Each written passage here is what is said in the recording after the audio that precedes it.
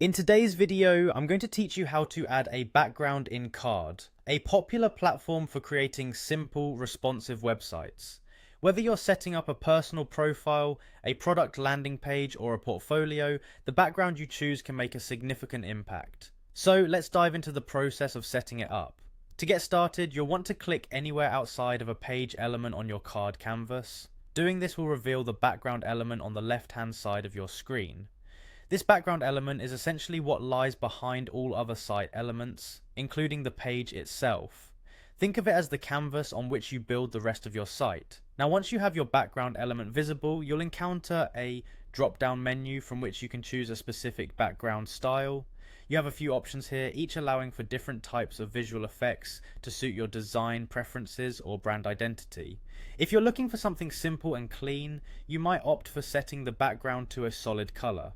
You can easily do this using the color selector tool, which allows you to pick any hue that fits brand colors or personal taste. If you prefer a bit more complexity, consider using a 2-color gradient for your background. Gradients can add depth and interest to your site without pulling attention away from your main content. You can customize this gradient by adjusting the colors, playing around with the angle, and experimenting with different patterns until you find the perfect balance. For more dynamic visuals, you might decide to use an image as your background. To do this, simply upload an image from your computer or select one from Carrd's extensive library. This can be particularly effective for portfolio sites where visuals are a key component of your presentation. Once your image is in place, you might need to resize or crop it to fit your layout just right.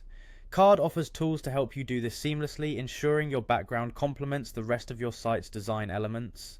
Additionally, don't forget to set the image position specifically for mobile screens. This will ensure your site looks great across all devices, enhancing the user experience for mobile visitors. If your design requires further tweaking, take the time to adjust other background properties, such as size and visibility settings, to make sure everything aligns with your vision.